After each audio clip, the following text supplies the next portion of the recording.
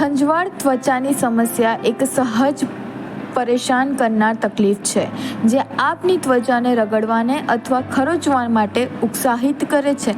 આપની ત્વચાને ખંજવાળથી છુટકારો મેળવવા માટે અનેક પ્રયત્નો કરતા હશો, પરંતુ અમુક વસ્તુનું ધ્યાન રાખવાથી આ પરેશાની તમે પહેલાં જ બચી શકો છો.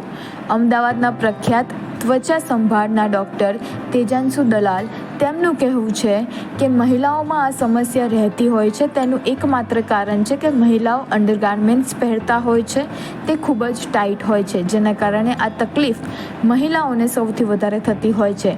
ડૉક્ટરના કહેવા મુજબ ગરમીમાં આ તકલીફ પરસેવા અને વધારે ટાઈટ કપડાં પહેરવાથી થતી હોય છે, સાથે ચોમાસામાં ભીના કપડાં પહેરવાથી થતી હોય છે. તો ઉનાળા અને ચોમાસા દરમિયાનમાં જે વધતી ખંજવાળ આપણને જોવા મળતી હોય છે અને બહુ બધા કારણો હોય છે. ઉનાળામાં એક તો પરસેવાના લીધે અને કોટન સિવાયના કપડાં પહેરવાથી પણ બહુ ખંજવાળ થતી હોય છે. વધારે પડતો પરસેવોમાં કામ કરવાથી પણ રેશિસની સમસ્યા થતી હોય છે. તો સ્ત્રીઓમાં એક તો ટાઈટ અંડરગાર્મેન્ટ્સ પહેરવાથી પણ સમસ્યાઓ જોવા મળતી હોય છે. તો એનાથી બચવા માટે તમારે લૂઝ કોટનના ક્લોથ્સ પહેરવા જોઈએ અને વધારે પડતો પરસેવો ના થાય એનું ધ્યાન રાખવું જોઈએ. તે ઉપરાંત તમે કાર ડ્રાઈવ કરતા હોય તો સીટમાં લેધર કવર કે રેક્ઝિન કવર ના હોય એનું ધ્યાન રાખવું જોઈએ અને કપડાં પણ હંમેશા લૂઝ કોટન ક્લોથ્સ પહેરવા જોઈએ, જેનાથી ખંજવાળ ઓછી આવે. ચોમાસામાં જે વધારે પડતી ખંજવાળ જોવા પડતી હોય છે એમાં મુખ્ય કારણ એક ઘણા લોકોમાં જોવા મળતું હોય છે એક દાદરની સમસ્યા હોય છે. દાદર એટલે કે ફંગલ ઇન્ફેક્શન. એ મોટાભાગે ગ્રોઈન એટલે અંદરના ભાગમાં શરૂઆત એની થતી હોય છે, કારણ કે એ ભાગમાં પરસેવાની માત્રા વધારે થતી હોય છે. પરસેવા અને ઘસારો કપડાના એ બેનું એક મૂળ કારણ હોય છે અને ભીનાશ, પરસેવો, કપડાં અને ભીનાશ, એ ત્રણ જે મુખ્ય કારણ છે એનાથી દાદરની સમસ્યાઓ થતી હોય છે ઘણી. અને દાદર એક ચેપી રોગ છે, તો એ મુખ્ય અંદરના ભાગમાં ચોમાસામાં ભેજવાળું વાતાવરણ હોય એટલા માટે તે દાદરની સમસ્યાઓ વધારે જોવા મળતી હોય છે. તો એનાથી તમારે જો બચવું હોય તો તમારે વધારે પડતી ભીનાશ ના રાખવી જોઈએ.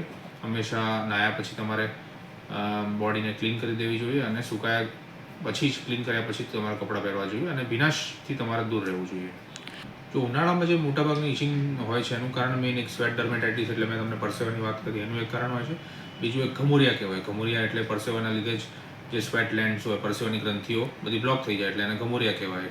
એ બધી સમસ્યાઓ સમરમાં વધારે જોવા મળતી હોય. 40-50% કેસીસ ઉનાળામાં થતી ખંજવાળના કારણોમાં ઘમોરિયા અને સ્વેટ ડર્મેટાઇટિસ જોવા મળતું હોય છે. અને ચોમાસામાં જે મુખ્ય કારણ ખંજવાળનું હોય છે એ દાદરની સમસ્યા એટલે કે ફંગલ ઇન્ફેક્શન હોય છે. એના 60-70% કેસીસ ચોમાસામાં દાદરના જોવા મળતા હોય છે. એનું પણ મુખ્ય કારણ એક પરસેવો, ભેજ અને ટાઈટ કપડાં, ફ્રિક્શન અને એ હોય છે. આ મેઇન બંને જ પુરુષ અને સ્ત્રીઓ બંનેમાં જોવા મળતું હોય છે. એટલે સ્પેસિફિક એવું નથી કે ખાલી સ્ત્રીઓમાં જોવા મળતું હોય છે, પણ સ્ત્રીઓમાં થોડું વધારે કારણ જોવા મળવાનું એ પણ હોઈ શકે છે કે એમને અંડરગાર્મેન્ટ્સ જે ટાઈટ ઘણીવાર ક્લોથિંગ જોવા મળતું હોય છે, કોટન સિવાયના કપડાં હોય છે, સિન્થેટિક કપડાઓને બધું પહેરવાનું હોય અને ટાઈટ અંડરગાર્મેન્ટ્સ ને બધું હોય, એનાથી વધારે થઈ શકે છે. ચોમાસામાં કે ઉનાળામાં તમારે હંમેશા કોટનના અને થોડા લૂઝ ક્લોથ્સ પહેરવા જોઈએ. વધારે પડતા ટાઈટ અને સિન્થેટિક અને એ બધા વેર અવોઇડ કરવા જોઈએ. ત્વચાની સંભાળના ડૉક્ટર તેજાંશુ દલાલના કહેવા મુજબ તેમની જોડે સૌથી વધારે મહિલાઓ આ તકલીફ લઈને આવતા હોય છે અને ગરમીમાં ખંજવાળની તકલીફ 40-50% હોય છે, પરંતુ સૌથી વધારે ચોમાસામાં તકલીફ વધી જતી હોય છે અને તેને ટકા 60-70% થઈ જતા હોય છે. એટલે ચોમાસામાં સૌથી વધારે કાળજી રાખવી જોઈએ અને બને ત્યાં સુધી કોટનના જ કપડાં પહેરવા જોઈએ અને ખુલ્લા કપડાં, જેનાથી 70% તમે આ ખંજવાળની તકલીફથી બચી શકો છો.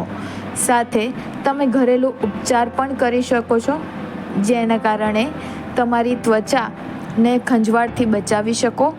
સાથે વધુ જો તકલીફ થતી હોય તો તરત જ ડૉક્ટર પાસે જવાની સલાહ આપવામાં આવી છે.